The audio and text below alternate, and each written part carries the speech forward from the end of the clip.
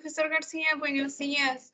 Los chicos están entrando a revisar si inicia la clase porque el profesor Efio todavía no culmina su full práctica.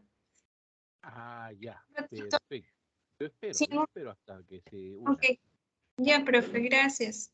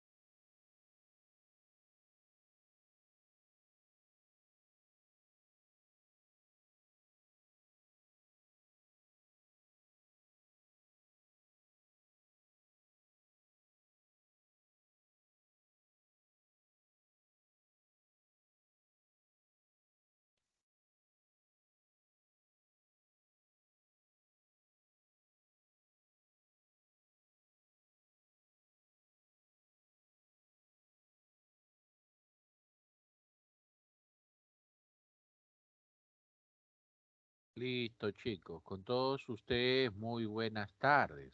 Muy buenas tardes, Farik. Muy buenas tardes, chicos. ¿Ah? Bien, hoy día vamos a ver el tema de trabajo, que era el tema que había quedado pendiente. ¿De acuerdo? Muy buenas tardes, Marijoy, Penny. Muy buenas tardes. A ver, vamos a compartir la PPT para poder iniciar la clase. ¿Está bien?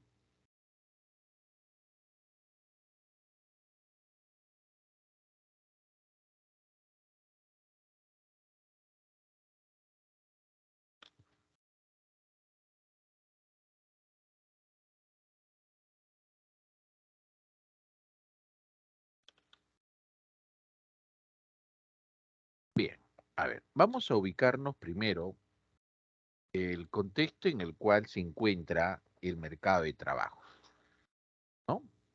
El mercado de trabajo va a estar ubicado dentro de un mercado conocido con el nombre del mercado de factores productivos, entendiéndose por factores productivos a todo elemento usado para poder producir. Vamos a ubicarlo de esta manera. Vamos a poner en este extremo a la unidad productora conocida con el nombre de empresa. En el otro extremo a la unidad de consumo llamada familia. Entonces tienes familia y empresa. Ahí está. En el extremo superior tienes que tener a un mercado llamado el mercado de bienes y servicios. Un mercado realmente bastante conocido, ¿no? Por ejemplo, podemos poner al mercado central que queda por la avenida Bancay, ¿no? O el mercado que ustedes conocen, que es el mercado que está cerca de su casa, ¿no? De ahí tenemos el mercado que nos interesa, que es el mercado de factores, ¿no? Pero le dije que dentro del mercado de factores está el mercado de trabajo, que es el que me interesa, así que voy a poner ese, ¿ya? El mercado laboral, o si gustas, le llamas el mercado de trabajo. Pero que quede claro que este mercado laboral está dentro de un mercado más grande llamado el mercado de factores productivos. ¿Sí? La familia lo que hace en este mercado es vender. O sea, la familia es la que va a ofertar su trabajo. ¿Quién es el que va a comprar trabajo? El que va a comprar trabajo es la empresa. Entonces, por acá decimos demanda trabajo. ¿Estamos bien? Ahora, producto de eso, hay que hacer un pago, una compensación económica, que obviamente para la familia esa compensación económica sería su salario, ¿no? Obviamente luego con ese salario la familia va a poder pagar los bienes y servicios que necesita. Poner acá, paga los bienes y servicios que necesita. Entonces acá estaría demandando bienes y o servicios. ¿Ok? Perfecto. Entonces, nosotros nos interesa el mercado de abajo, que es el mercado laboral, donde la familia es el que está ofertando trabajo. ¿Por qué razón la familia oferta trabajo? La familia oferta trabajo para poder obtener una compensación económica llamada salario. Entonces pueden preguntarnos, ¿no? Nos pueden preguntar, ¿la familia es ofertante? ¿La familia será ofertante? ¿Eso será verdadero o falso? Y la respuesta a esta pregunta es que es verdadero.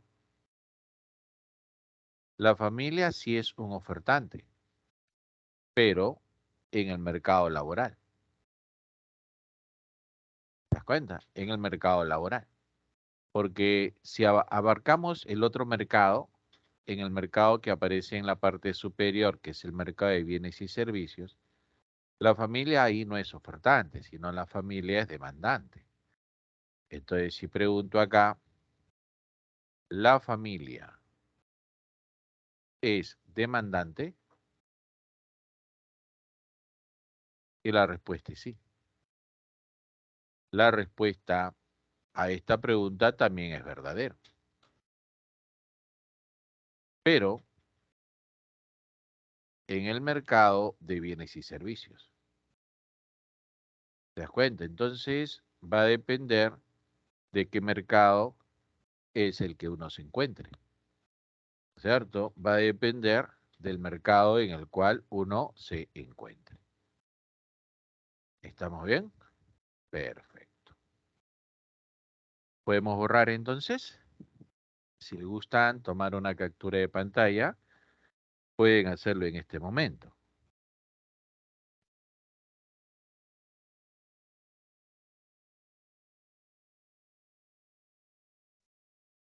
A ver, borramos.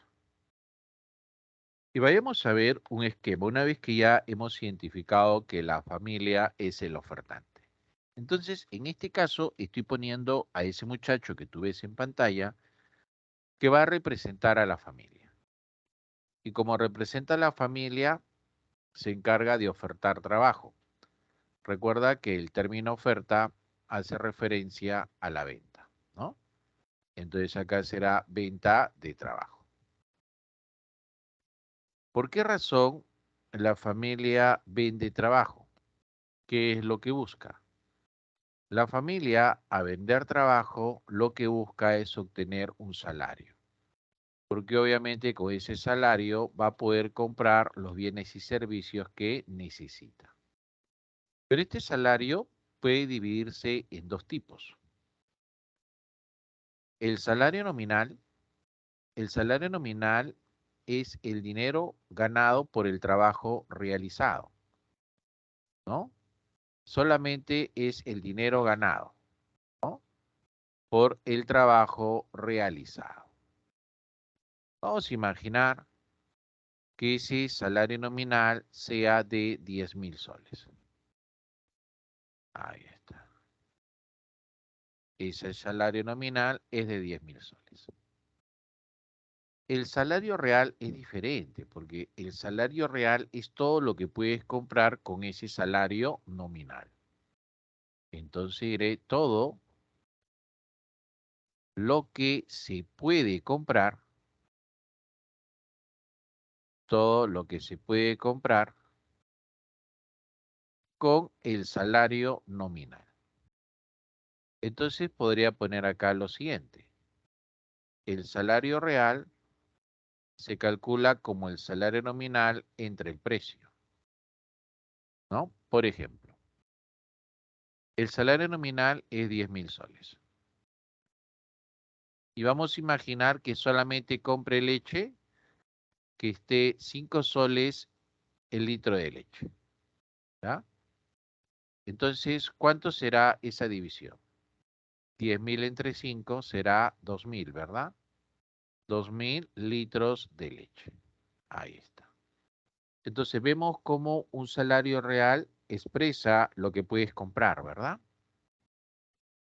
Si ocurriese una inflación, es decir, una subida de los precios, ¿cuál de esos dos salarios se vería afectado? Definitivamente el salario que se vería afectado sería el salario real. Siempre las inflaciones afectan, golpean a lo que podemos comprar. Es por eso que cuando hay un proceso inflacionario, el salario que rotundamente se golpea es el real. También vamos a ver el llamado mercado laboral. Por definición, mercado es el mecanismo de interacción entre compradores y vendedores, ¿no? Se le dice mercado laboral porque obviamente es la interacción entre compradores y vendedores de trabajo.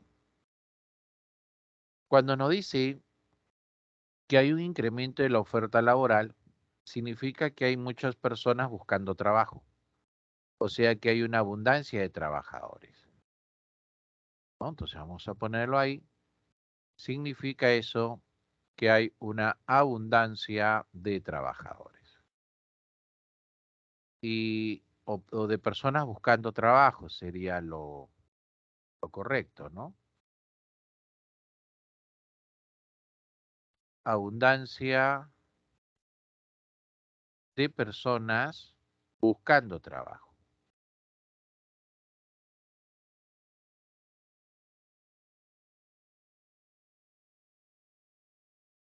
¿Estamos bien? Y sabemos pues que cuando ocurre siempre abundancia de algo, cualquier tipo de abundancia hace que su precio baje. ¿Ya? Cualquier tipo de abundancia hace que su precio baje. En este caso, esto va a motivar que el precio del trabajo se reduzca. El precio del trabajo viene a ser su salario, ¿no? Obviamente, específicamente el salario nominal. Pero cuando nos dice que se reduce la oferta laboral, ¿qué nos estará diciendo esa reducción de la oferta laboral? Nos está diciendo que hay una escasez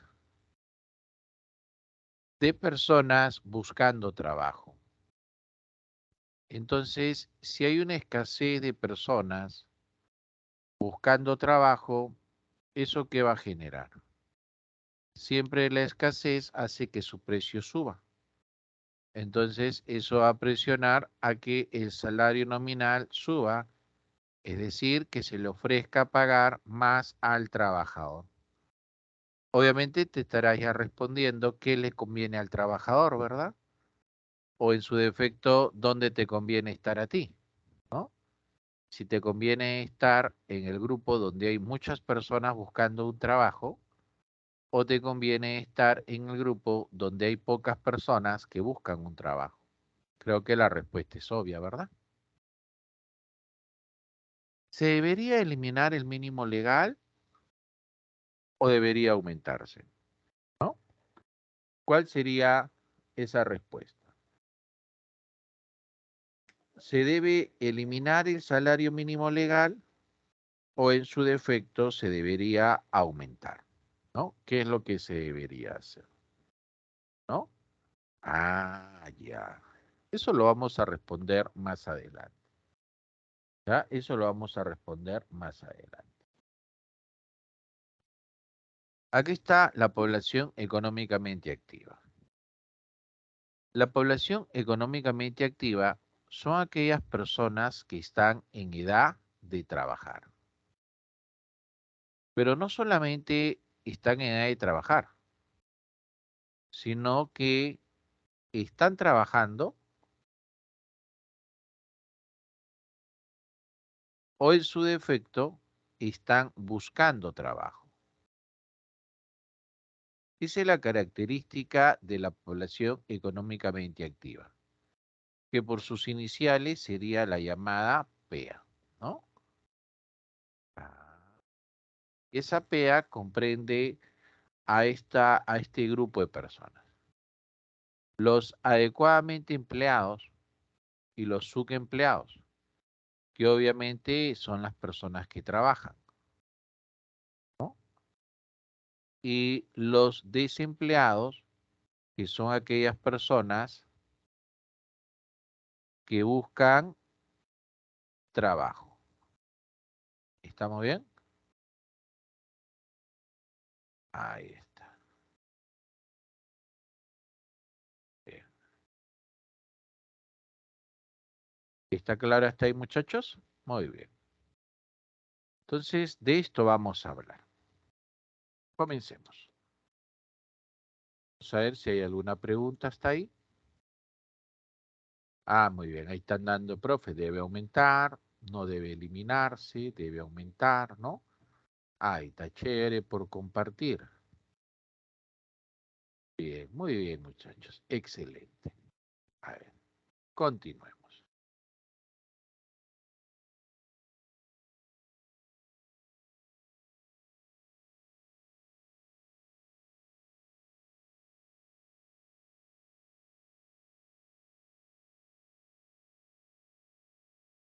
La definición de trabajo según la teoría clásica es aquella actividad que reúne estos tres elementos. Entonces, según la teoría clásica, para que una actividad sea considerado como trabajo, debe implicar un esfuerzo físico y mental. Obviamente, al implicar un esfuerzo físico y mental, lo que va a ocurrir en la persona es un desgaste, cansancio, ¿no? Obviamente un desgaste físico y también un desgaste mental. Ah. Lo segundo que debe pasar es que debe crear un bien o servicio. Ese bien y o servicio podríamos reemplazarlo con el término producto. Entonces, en todo trabajo debe existir la creación de un producto. Pero también fundamentalmente debe ser una actividad que esté destinada al mercado. Cuando decimos que esté destinada al mercado, significa que tiene que ser comercializada, tiene que ser vendida. Y si se vende, significa que se debe obtener un salario. Si reúne esos tres elementos, se dice que es trabajo. Comparemos entonces lo que hace el estudiante con lo que hace el docente. Dos actividades, ¿no? En el caso del estudiante, ¿genera un esfuerzo físico y mental? Claro que sí. ¿Produce un bien o servicio? La respuesta es no. Porque el estudiante lo que está haciendo es hacer uso de un servicio, no produciendo un servicio. ¿Le paga un salario? La respuesta es no. Entonces, rotundamente decimos que el estudiante no está trabajando. ¿Ya? El estudiante no está trabajando. En el caso del docente, ¿hace un esfuerzo físico y mental? Sí. ¿Crea un servicio? Sí. ¿Recibe un salario? También. Entonces, no está realizando un trabajo. Perdón. La respuesta es que sí está realizando un trabajo, ¿no? ¿Por qué decimos que sí está realizando un trabajo? Porque está cumpliendo con las tres condiciones.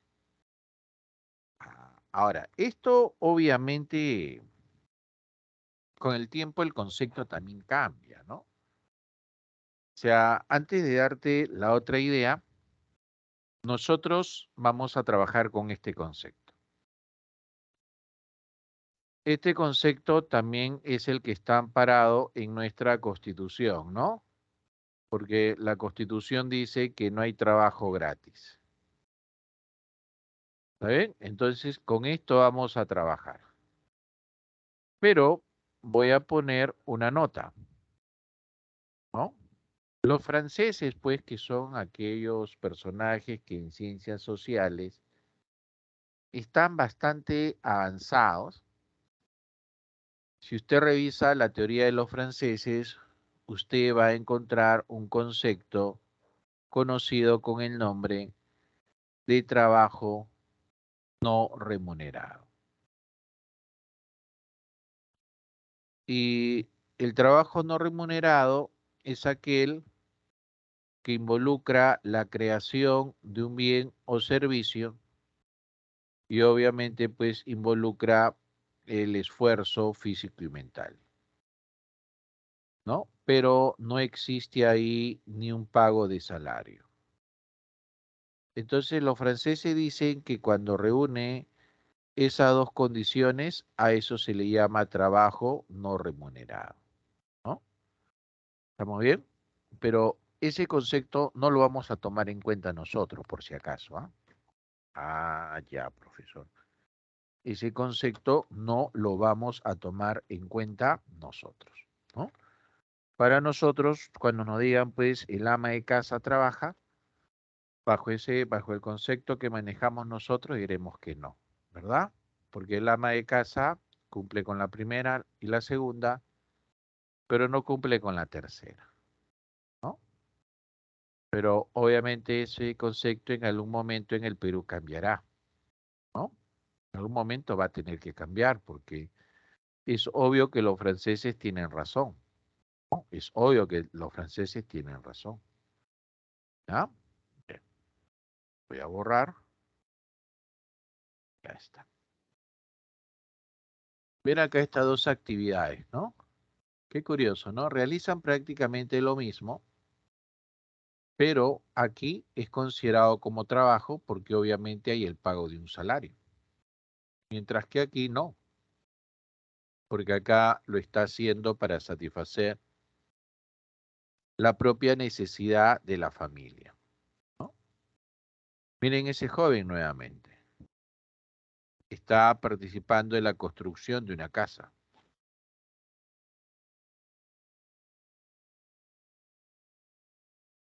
Con el pago de un salario. Por lo tanto, sí es trabajo, ¿no? Nuestra Constitución Política del Perú, ¿qué nos menciona? Nos menciona que el trabajo es un derecho y a la vez es un deber. Cuando dice que el trabajo es un deber, significa que tenemos la obligación de hacer bien nuestro trabajo. ¿Y por qué tenemos la obligación de hacer bien nuestro trabajo? Porque estamos generando un producto que va a ser útil para la sociedad. Entonces, como va a ser útil para la sociedad, tenemos que hacerlo bien.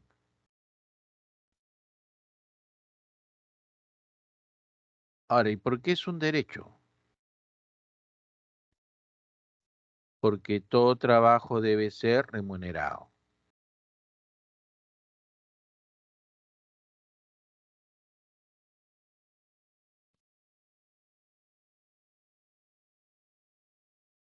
¿Estamos bien? Perfecto. Ahora vamos a ver si hay preguntas.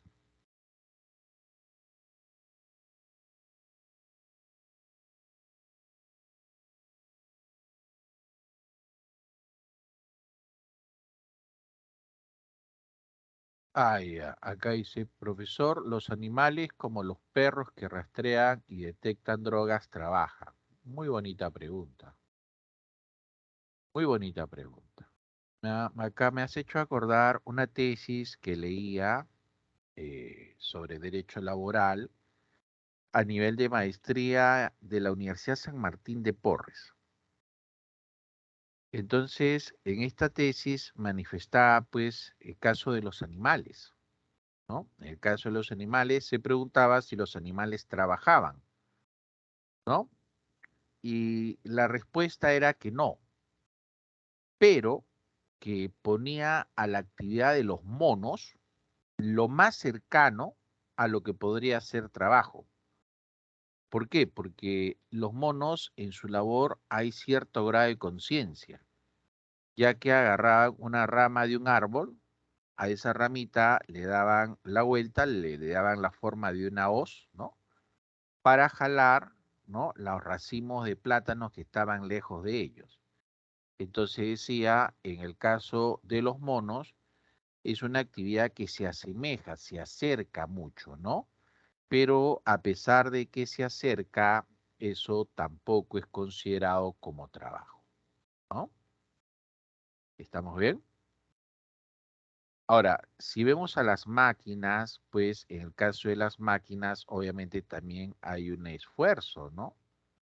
Pero no es consciente, ¿no? Entonces, acá nosotros estamos hablando del trabajo, pero desde el punto de vista del ser humano, ¿no? O sea, el trabajo humano. ¿Estamos bien, muchachos? El trabajo humano.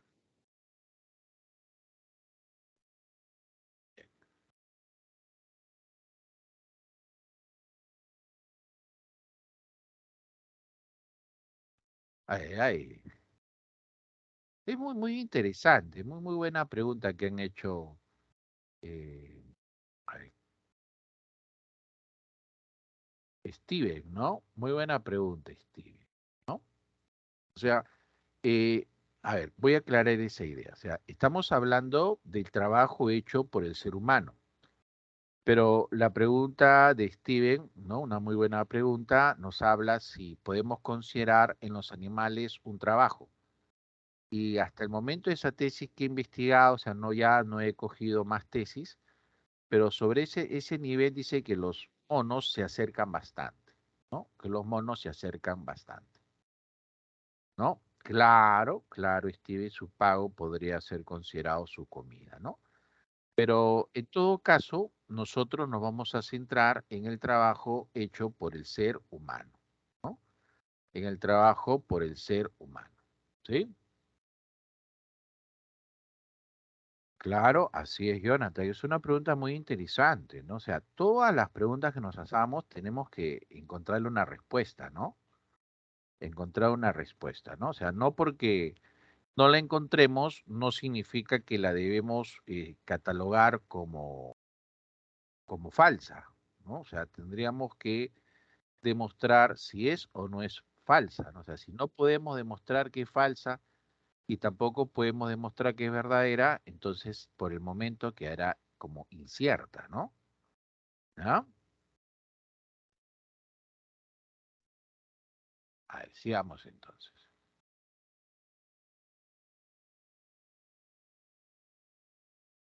Ahora, aquí están las características del trabajo. Y una primera característica del trabajo es que debe tener un fin económico. ¿Qué es eso? ¿A qué se le llama el fin económico? Significa que el trabajo debe crear un bien o servicio, o sea, debe generar una riqueza mediante la elaboración de algún bien o servicio. Ah, ya. Por ejemplo, ¿cuál es el fin económico del trabajo de un panadero? Crear panes, ¿verdad? Ese es su fin económico, crear panes, pasteles, etc., ¿no? ¿Cuál es el fin económico de el carpintero? El fin económico del carpintero es crear muebles. ¿Te das cuenta? Después dice, es consciente. ¿Por qué es consciente? Porque está hecho en pleno uso de sus facultades. Por eso es consciente, ¿no? Está hecho en pleno uso de sus facultades. Por ejemplo, una persona que esté laborando en estado de ebriedad. Si es una persona que está laborando en estado de ebriedad, ¿estará realizando su trabajo de forma consciente? No, porque obviamente no estará en pleno uso de sus facultades, ¿no? O sea, como quien dice, uno tiene que hacer su trabajo sano y bueno.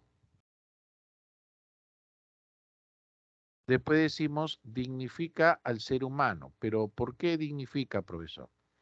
Porque al trabajar estamos creando productos que van a ser útiles para la sociedad. Entonces, como van a ser útiles para la sociedad, estamos contribuyendo con ella. Estamos contribuyendo al sostenimiento de la sociedad.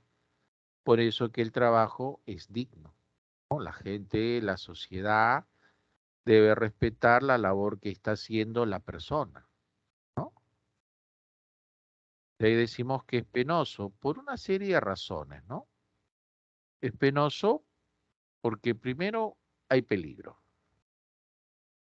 Ahora, con respecto a esto del peligro, definitivamente encontramos que hay trabajos más peligrosos que otros, ¿no? Hay trabajos más peligrosos que otros, ¿no? Por ejemplo, en esta época de pandemia, ¿no?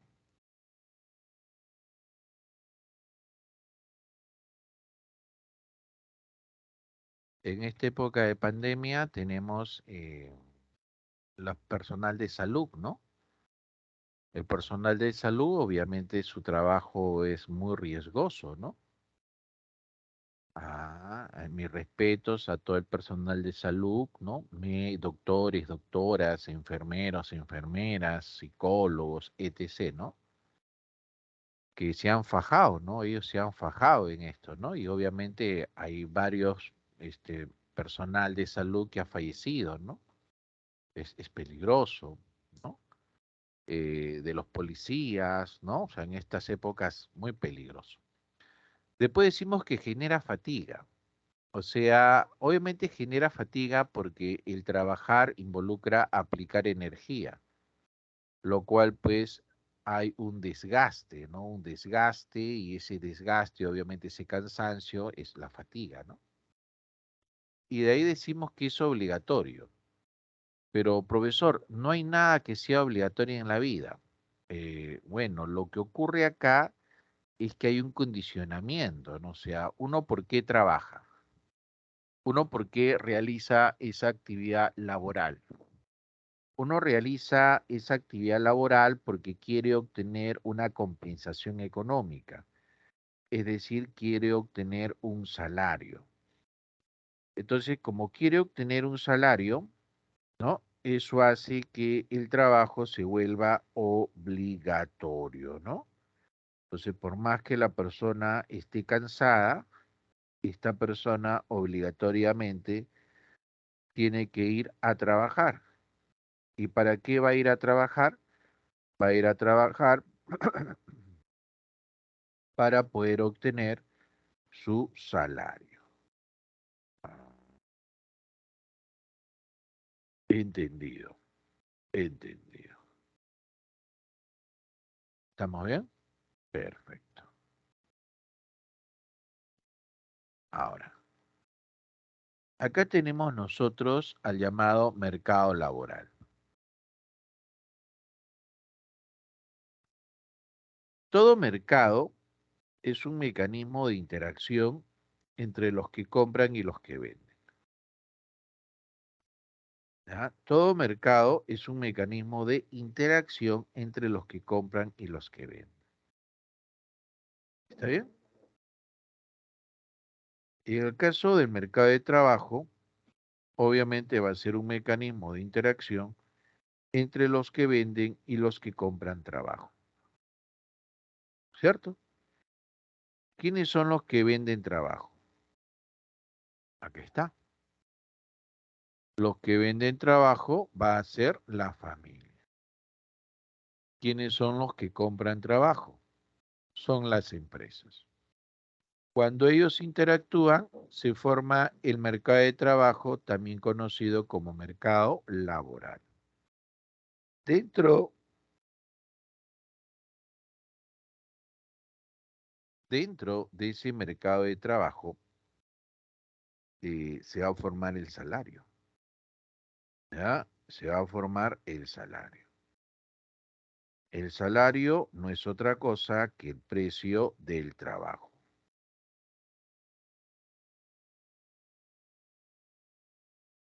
Entiendo.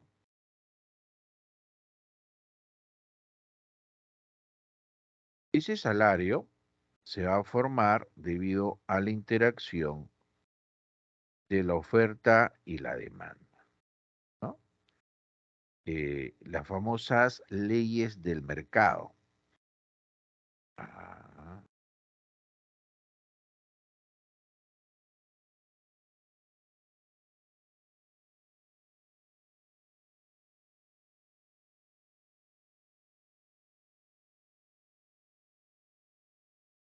estamos bien, entonces esa ley de la oferta y la demanda te dice, ¿no? El precio varía en relación directa a la demanda e inversa a la oferta. En este caso, el precio del trabajo no es otra cosa que el salario. Entonces diríamos, el salario varía en relación directa a la demanda e inversa a la oferta, ¿no?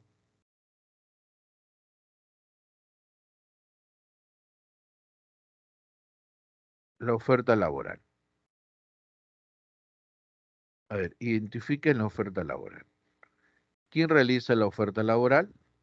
La familia. La oferta laboral la realiza la familia, ¿no? La oferta laboral es la venta de trabajo. Muy bien. Pero, ¿qué pasaría si esa oferta de trabajo se incrementa? ¿No? Lo habíamos trabajado. La oferta de trabajo cuando aumenta significa que hay muchas personas buscando trabajo. O sea, de otra manera, hay mucha gente desempleada. Ah, mucha gente desempleada, sí.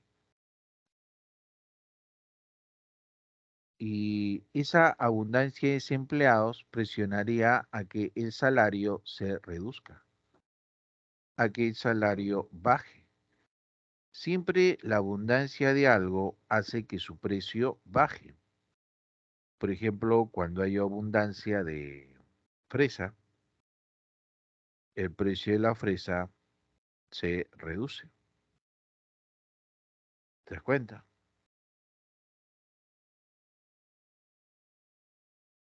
Cuando hay una abundancia de pescado, ¿qué pasa con el precio del pescado? Baja, ¿verdad? Igual pasa cuando hay una abundancia de personas buscando trabajo. Esa abundancia de personas buscando trabajo hace que el precio del trabajo se reduzca, ¿no? Si nos dicen ahora baja la oferta laboral, significa que hay pocas personas que pueden hacer determinado trabajo. O sea que hay una escasez de personas que pueden realizar determinado tipo de trabajo. Ante esa escasez, el precio del trabajo es mayor, ¿no? El precio del trabajo es mayor. Ah,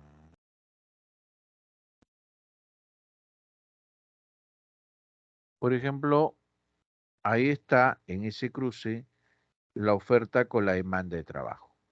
Este cruce. Y en este cruce ahí se va a determinar un salario de equilibrio. ¿Ah? Si la oferta de trabajo baja, entonces el salario va a ser mayor. Si mencionamos, por ejemplo, personas que son calificadas, o sea, personas preparadas con alta calificación, ¿dónde estarán ellos? ¿En el rubro donde son muchos los que quieren vender su trabajo o en el rubro donde son pocos? Y la respuesta está en el rubro donde son pocos, ¿verdad? En los países tercermundistas, como el caso del Perú, lo que escasea es la mano de obra calificada, o sea, la mano de obra preparada, ¿no? Eso es lo que escasea. O sea, estaríamos hablando de esto. Lo que abunda es la mano de obra no calificada. Es por eso que la mano de obra no calificada, sus salarios son bajos. Y la mano de obra calificada, sus salarios son altos. ¿Está bien? Perfecto. Pero, acá viene el pero,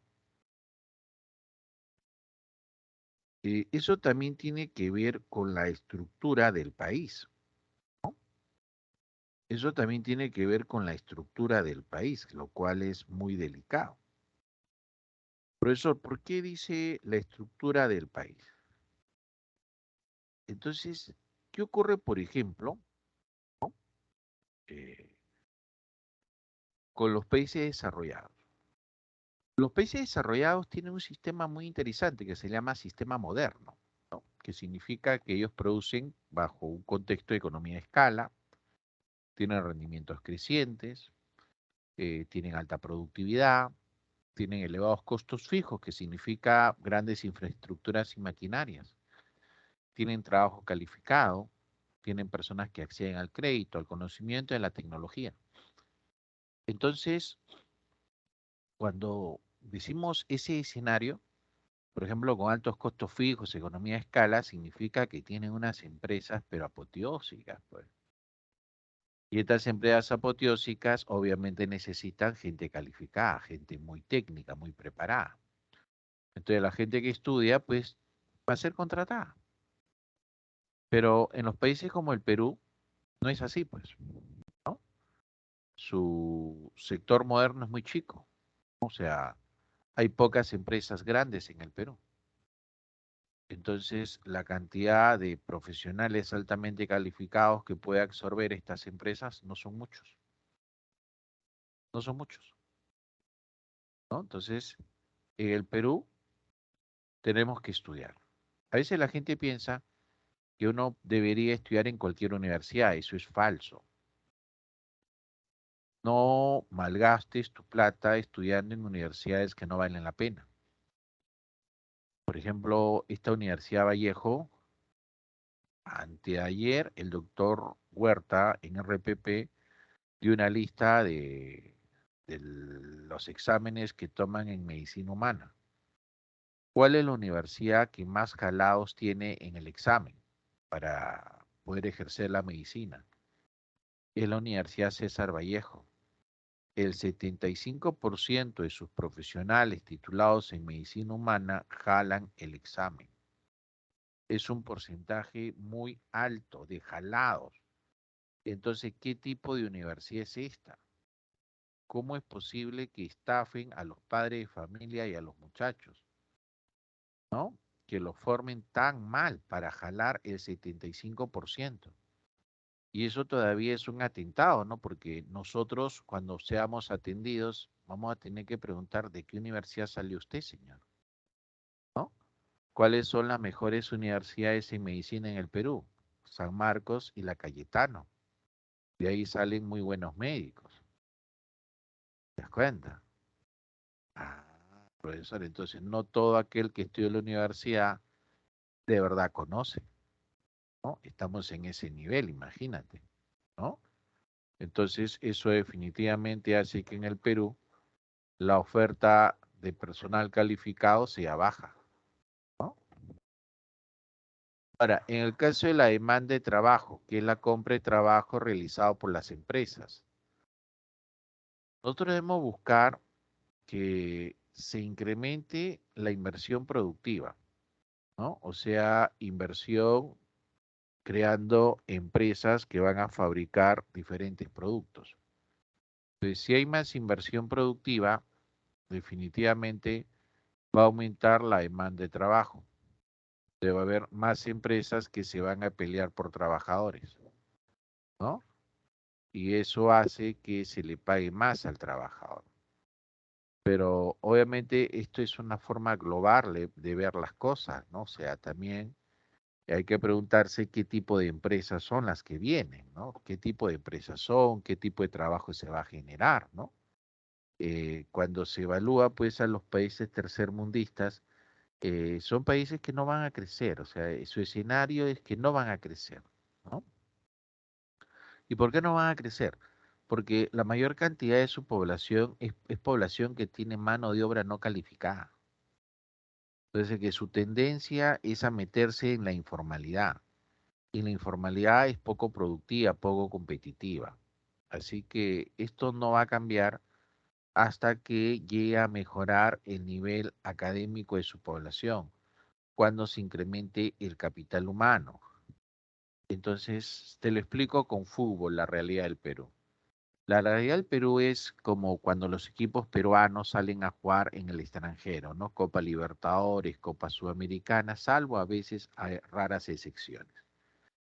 Cuando sale la Alianza, el Cristal, la U, el Boys, el Muni, cuando sale al exterior dan pena, ¿no? O sea, acá en el Perú de repente, ¿no? Pero afuera no, dan pena. O sea, cualquier equipo, la Alianza, la U, que de repente Cristal, que son los más representativos, dan pena, ¿no? O sea, ya no da ni ganas de ver el partido porque no juegan a nada, ¿no? Un equipo que no tiene conexión, que no tiene delanteros, no tiene defensa. O sea, así como están estos equipos, es como estamos nosotros. Mal, ¿no? Profe, y la selección peruana es como podemos estar, pero para estar como la selección peruana, tiene que haber un Estado que trabaje. Ese Estado estaría representado por Gareca y un personaje también muy importante detrás de Gareca, que es Juan Carlos Oglitas, que está haciendo también un trabajazo con la selección peruana, porque permite darle tranquilidad a la selección, ¿no? No se menciona mucho a Juan Carlos Oglitas, pero Juan Carlos Oglitas es un personaje muy importante en la selección peruana. Ellos dos, Juan Carlos Oglitas con Gareca, representarían al Estado. Entonces, si tenemos un buen Estado que hace su trabajo, que genera las condiciones, entonces se va a jugar bien. Entonces, es muy importante tener un buen gobierno, que no lo tenemos, creo que nunca lo hemos tenido. ¿Ah? Entonces, la selección peruana es como nosotros podríamos estar. Y los equipos de fútbol peruano es cómo estamos realmente, ¿no? Ah, ya. ¿Se entendió entonces esta parte, muchachos?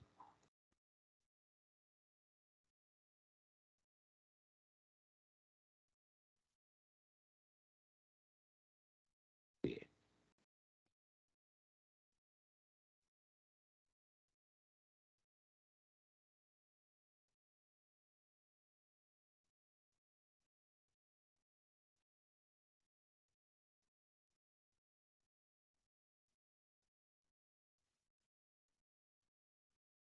El caso es la retribución que viene a ser la compensación económica por la labor desempeñada. Hay una división entre el salario nominal y el salario real. ¿Qué es el nominal? El nominal es el trabajo real, el dinero ganado por trabajo realizado. El salario nominal es un salario que se expresa íntegramente en dinero. Por ejemplo, la persona podría tener un salario nominal de 5.000 soles, ¿no? Un salario nominal de 5.000 soles. Pero el salario real, ¿a qué es igual? El salario real es la capacidad adquisitiva. El salario real es lo que nosotros podemos comprar, ¿no? Se calcula a través de una división. Salario nominal entre los precios. Si, por ejemplo, imaginamos que solo compramos leche, ¿no? Y nosotros vemos que el nominal es 5.000 soles y el litro de leche lo ponemos a 5 soles. Entonces usted divide, ¿no? Divide 5.000 soles entre 5 soles el litro de leche. Y le sale un salario real de 1.000 litros de leche. ¿Sí? Bien. Ahora, si el nominal hubiese sido el mismo, 5.000 soles, pero ahora notamos que el precio de la leche ha subido y la leche ahora pasa a costar 10 soles el litro. ¿Sí? Entonces usted divide 5.000 soles entre 10 soles el litro, ¿le sale cuánto? Le sale 500 litros de leche. Entonces, ¿qué le pasó al salario real? El salario real se ha reducido. El salario real se ha mantenido constante. Perdón, se ha reducido, ¿no? Entonces, si el salario nominal se mantiene constante,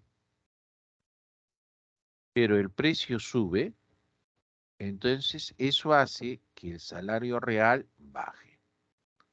Obviamente podría tener otro tipo de combinación, ¿no?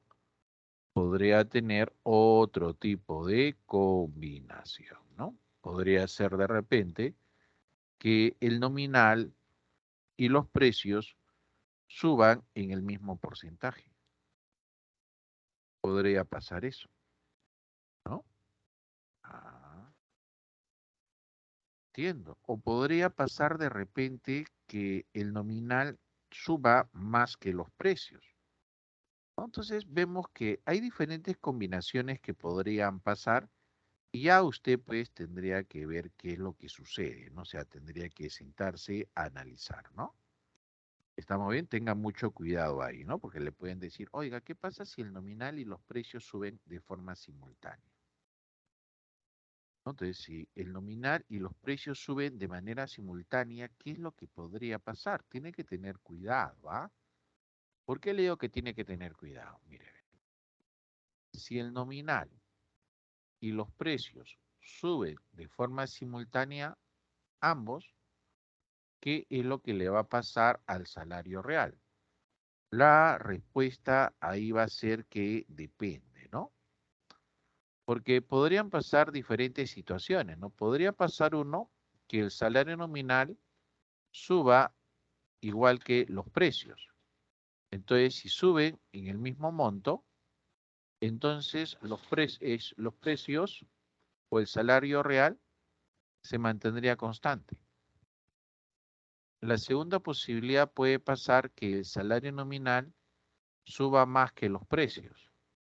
Entonces, si esto es lo que va a pasar, entonces la respuesta será que el salario real va a subir. El tercer escenario es que los precios suban más que el salario nominal. Entonces, si los precios suben más que el salario nominal, entonces lamentablemente pues el salario real bajaría, ¿no? Tres posibilidades.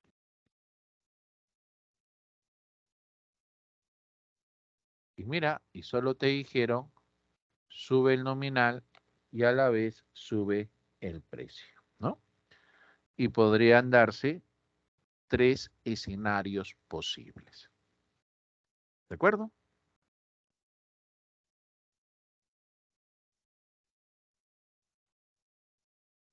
A ver,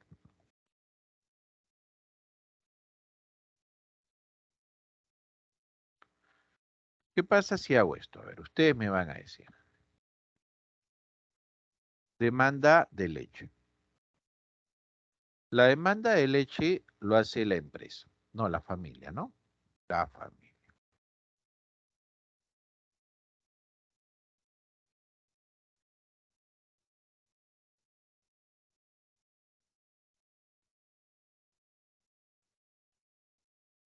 La oferta de leche lo hace la empresa.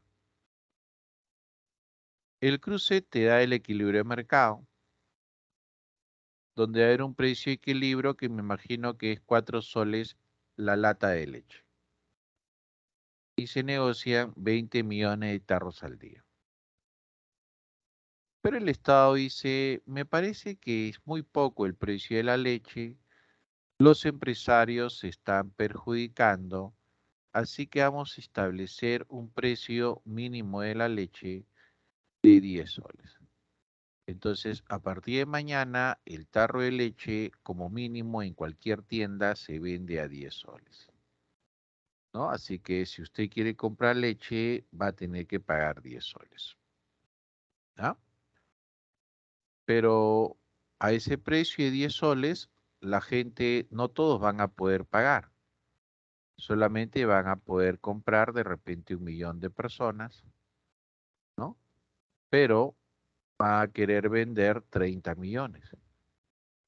Entonces se van a mosquear, ¿no? Porque va a quedar 29 millones libre. Eso se conoce como un exceso de oferta, ¿no? Un exceso de oferta.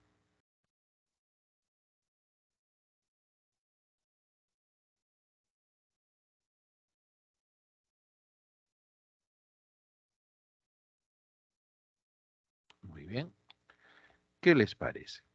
¿Sería correcto que el Estado ponga un precio mínimo para favorecer al ofertante, que en este caso sería las empresas que venden leche? ¿Sería correcto establecer eso, muchachos? ¿Sería correcto hacer eso? Mira, precio mínimo para proteger al que vende leche. A ver, voy a leer sus respuestas.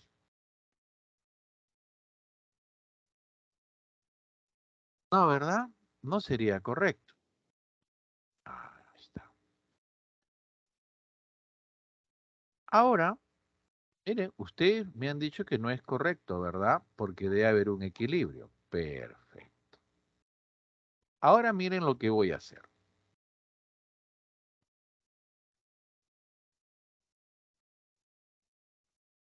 Ahora voy a hacer lo mismo, pero en el mercado de trabajo.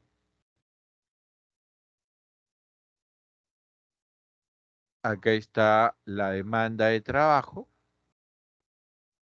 Y la demanda de trabajo no lo hace la familia. La demanda de trabajo lo hace la empresa. Por acá está la oferta de trabajo. Y la oferta de trabajo lo hace la familia. El cruce es el equilibrio.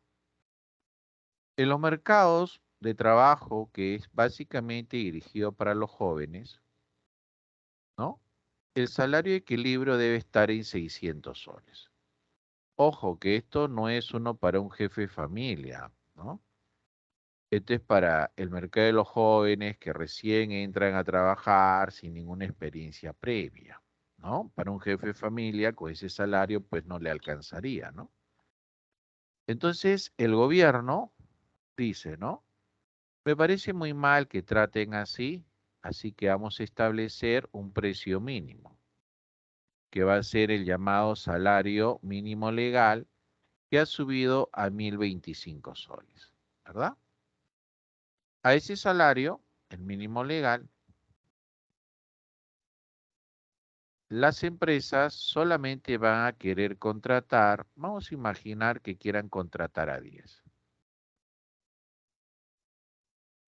Pero las familias, ¿cuántos quieren trabajar? 100. 100 quieren trabajar. ¿Está muy bien? Si lo dejaran en el equilibrio, 80 personas estuvieran trabajando con los beneficios legales. Pero el Estado dice no, salario mínimo legal, ¿no? Entonces, ¿cuántos desempleados va a haber? 90 desempleados. Entonces, la primera posición es los que defienden el salario mínimo legal. Entonces, si defienden el salario mínimo legal, lo que ganan es un salario más alto. Tampoco es mucho la diferencia, ¿verdad? Pero de todas maneras es más alto. Pero ¿cuál es el costo? El costo es que aumenta el desempleo. Ese es el costo. Aumenta el desempleo. Segundo, los que buscan que se elimine el salario mínimo legal. ¿Qué cosa es lo que ganan? Que más personas trabajen. Va a haber más empleo. ¿Cuál es el costo? El costo es un menor salario. Entonces, como podrán observar, no hay ninguna decisión donde todo se gane, ¿verdad? Decisión que adoptes siempre va a tener sus costos y obviamente va a haber algo que va a ganar, ¿verdad? ¿Estamos bien? Cuando les di el ejemplo del mercado de la leche, que es un mercado de bienes y servicios, ustedes me dijeron que no era correcto establecer un precio mínimo para proteger al empresario, ¿no?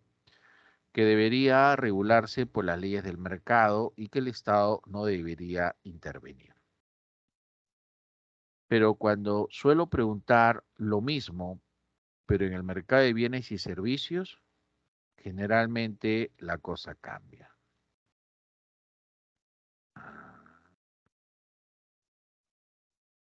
La cosa se mueve. ¿Te das cuenta? A ver, vamos a ver qué han puesto ustedes de respuesta.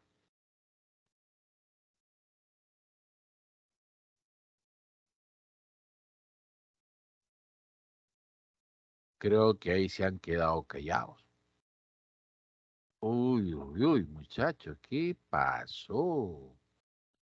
Ahí sí ya no opinaron en el mercado laboral. Profe, mejor ya no opino esa parte, ¿no? Es interesante esa conversación sobre el salario mínimo legal, ¿no? De forma adicional, yo no quiero obviamente ponerte en tu cabecita si uno u otro está bien o mal. No, esa no es mi intención. Mi intención es solo mostrarte que decisión que usted defienda, cualquiera de las dos, siempre tiene un costo, ¿ya? Cualquiera decisión que tome usted va a tener un costo, o sea, no es una decisión limpia. Si usted defiende el mínimo legal, el costo es que hay más desempleo. Si usted defiende la eliminación del mínimo legal, el costo es que la retribución va a ser menor, ¿ya? Eso es inevitable. Ahora, de forma adicional, los salarios mínimos legales es un salario que se pone para defender al joven que recién entra al mercado laboral. Eso es lo que se busca hacer. O sea, el salario mínimo legal no es un salario para los que tienen que mantener familia. ¿De acuerdo? No es un salario que tenga para eso, porque las personas que mantienen familia necesariamente tienen que haber aprendido un oficio, sea de manera profesional o en la práctica, no empíricamente. Porque si no han aprendido un oficio, entonces no van a generar ingresos, pues, ¿no? ¿Te das cuenta? Entonces, con 900, o en este caso con 1025, no te alcanza definitivamente para mantener familia, eso no alcanza para nada. Entonces, los jefes de familia no están ahí, hacen otras actividades. ¿Ah? Bien, acá hay una pregunta, dice. Cuando aumenta el desempleo, quiere decir que aumenta la oferta laboral. Y por el, a ver, ¿qué se me pasó ahí? A ver. Y por el mercado laboral, eso no hace que bajen los salarios, se volvería a lo mismo. Claro, pero también ten en cuenta que existe la informalidad, ¿no? También hay la informalidad. O sea, no todos son desempleados, o sea, la mayor cantidad son informales. Por cada 3 informales se dice que hay un desempleado. Interesante esa estadística, ¿no? Por cada 3 informales que hay en el mercado existe un desempleado, ¿no? Entonces, ¿eso qué te quiere decir? Que la gente se las busca. La gente busca de dónde obtener ingresos para mantener a su familia. ¿Te das cuenta? Exacto, exacto. La informalidad subiría. Esa es la respuesta, ¿no? Esa es la respuesta. La informalidad sube. ¿Ah?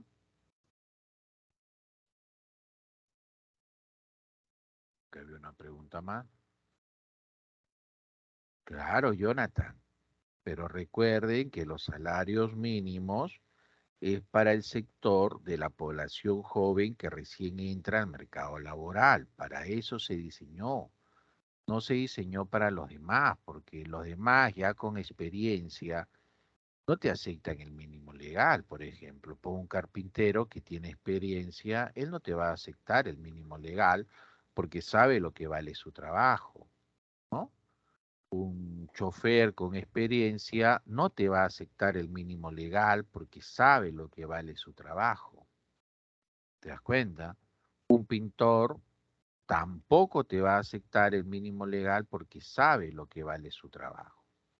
Entonces, el salario mínimo legal, ¿para quién está destinado?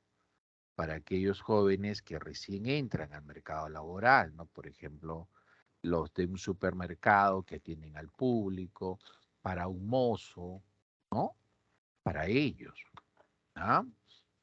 Entonces, estos chicos, conforme ya ganan eso, es para que ellos se ayuden y puedan seguir avanzando, ¿no? O sea, esa es la intención, ¿de acuerdo? Bien, a ver.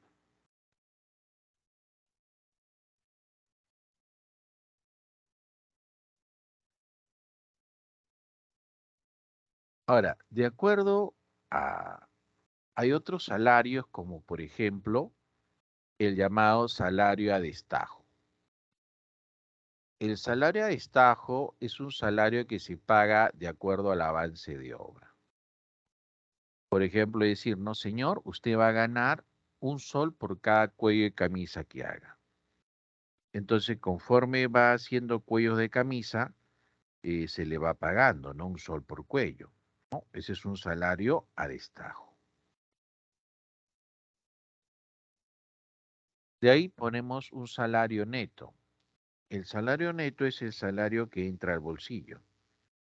El salario neto es la diferencia entre el salario bruto menos los impuestos y contribuciones, ¿no?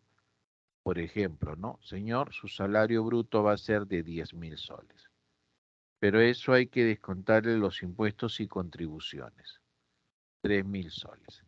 Entonces, ¿cuánto queda de salario neto? 7.000, ¿no? 7.000 de salario neto, o sea, estos 7.000 es lo que él va a poner en su bolsillo, ¿no? Estos 7.000 es lo que él va a poner en su bolsillo. Ahora, hay otros salarios, claro, por ejemplo, el jornal. El jornal es un salario del obrero. Entonces pongo acá, ¿no? ¿Qué es el jornal?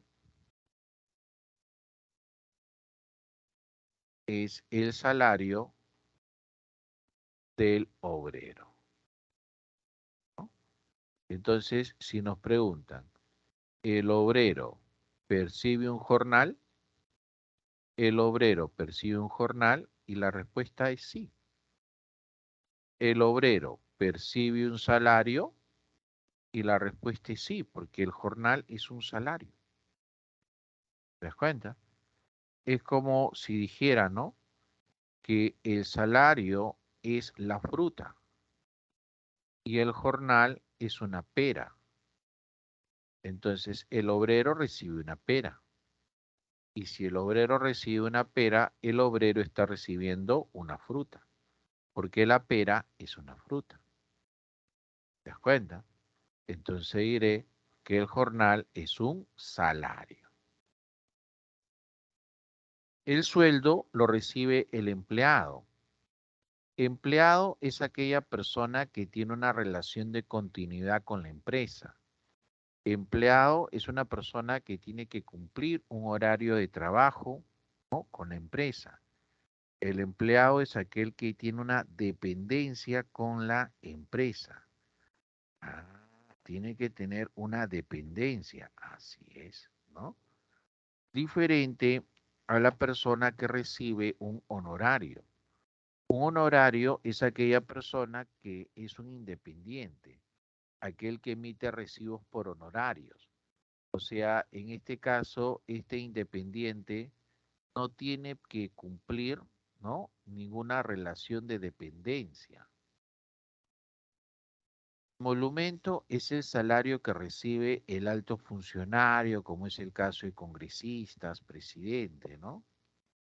Y las dietas es el salario que se paga o se recibe por asistir a determinadas reuniones, ¿no?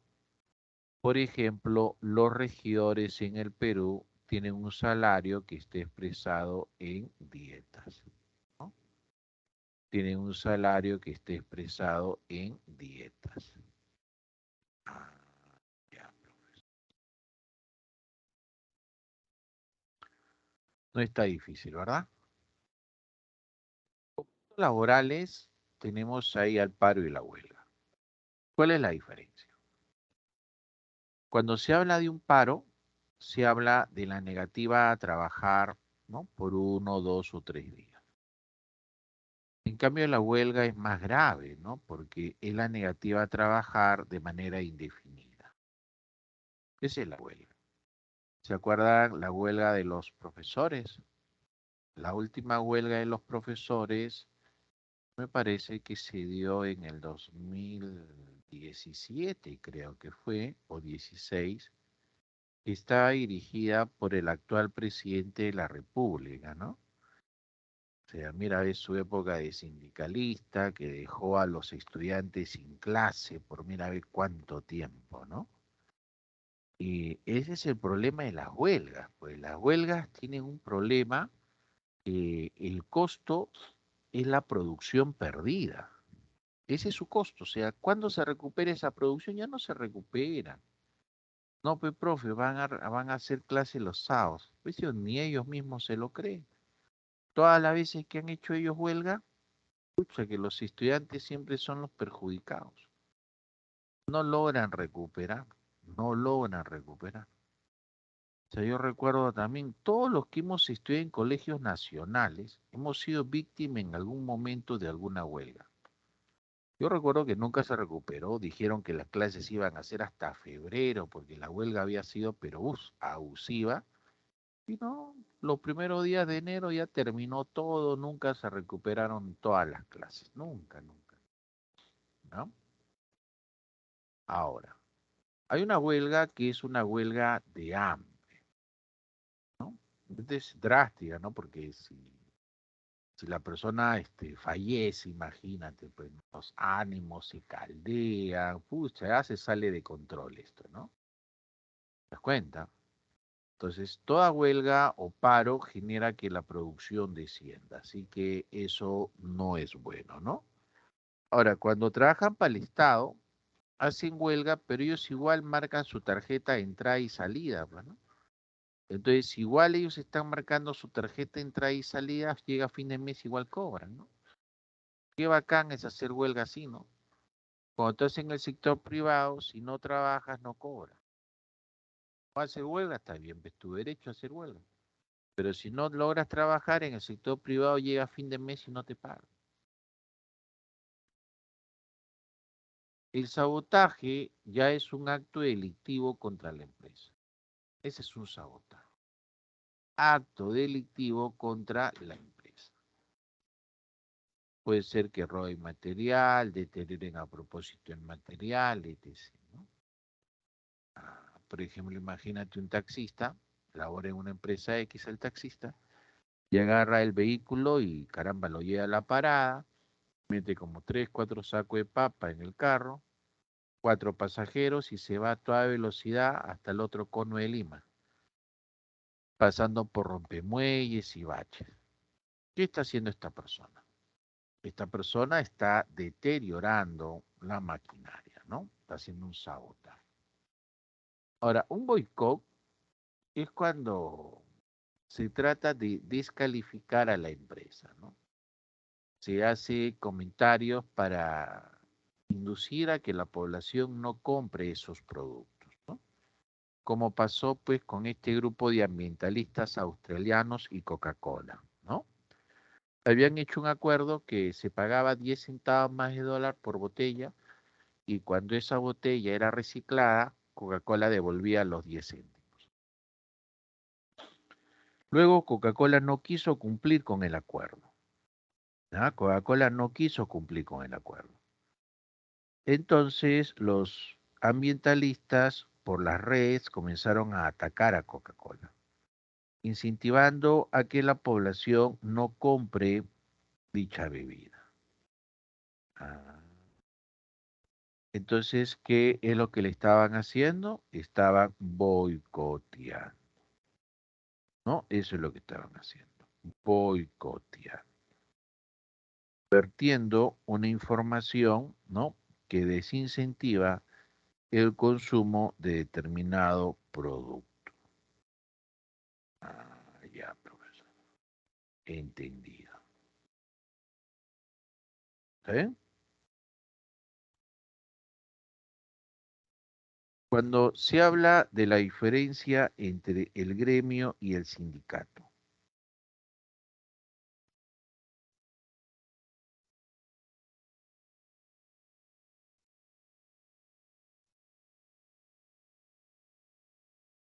el gremio es el total de trabajadores.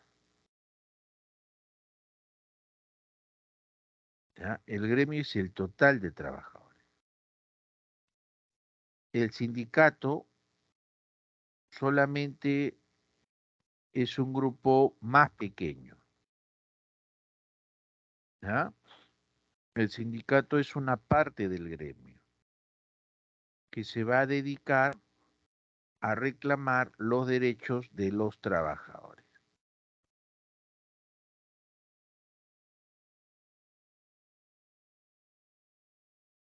Ah,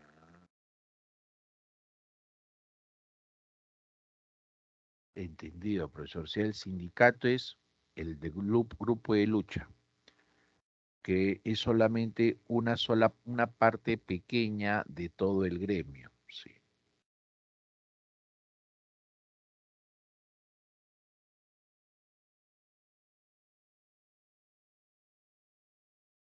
Acá tenemos a la población que tiene edad para trabajar y los que no tienen edad para trabajar.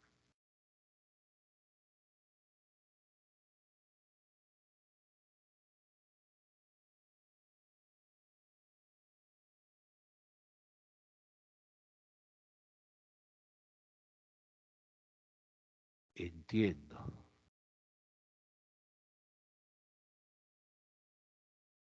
El límite es los 14 años, ¿no? Acá tienes, por ejemplo, a la población que es económicamente no activa. La población económicamente no activa son aquellas personas que tienen edad para trabajar, pero sin embargo no trabajan, ¿ya? Y tampoco están buscando trabajo. Ama de casa, sacerdotes, soldados, desempleo oculto, presos y los estudiantes. Los estudiantes también estarían ahí.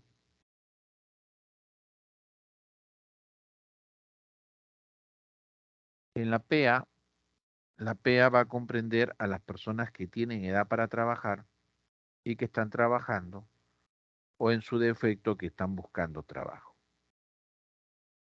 O en su defecto que están buscando trabajo. Ah, ya. Entonces ahí tienes, por ejemplo, a los adecuadamente empleados. Tienes a los subempleados. Los subempleados son aquellas personas que están siendo subutilizados. O sea, aquellas personas que no le están aprovechando todas sus capacidades, ¿no? Por último, tenemos a los desempleados, ¿no? Desempleados que son aquellos que buscan trabajo pero que no encuentran. Ah, ¿no? Podemos encontrar toda una variante de desempleados, ¿no? Podemos encontrar a los desempleados cíclicos, ¿no? Que son producto de una recesión, el desempleo estructural, que es producto del cambio tecnológico, y el friccional, que es un desempleo generado en pleno empleo, ¿no? O sea, cuando la producción es máxima, ¿no? Ahora, en el caso de los bomberos, lo que ocurre es que no reciben un salario, ¿no? Ah, entonces, al no recibir un salario, ellos no estarían realizando un trabajo. ¿De acuerdo, muchachos? A ver, vamos a ver, tú eres examen. A ver, ya lo encontré. Creo que ya comenzaron a dar su examen, lo cual es muy bueno. Bien. Eh, acá. Oye, a ver, vamos. Bien, ya está.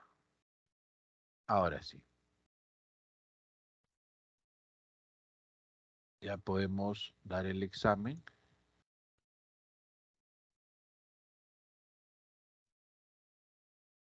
Ya está, chicos.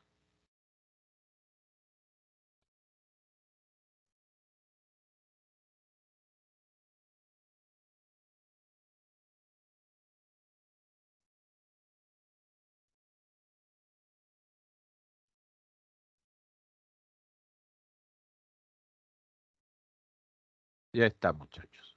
Listo para que ustedes puedan dar su examen. Ustedes mismos son.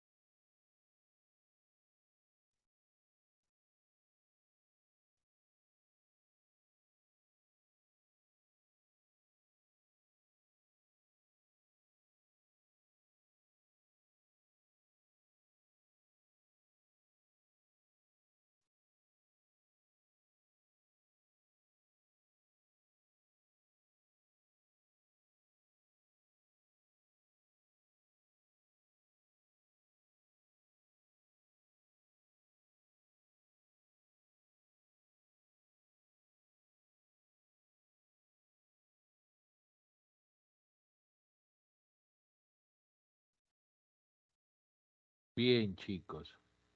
Ya terminó la clase.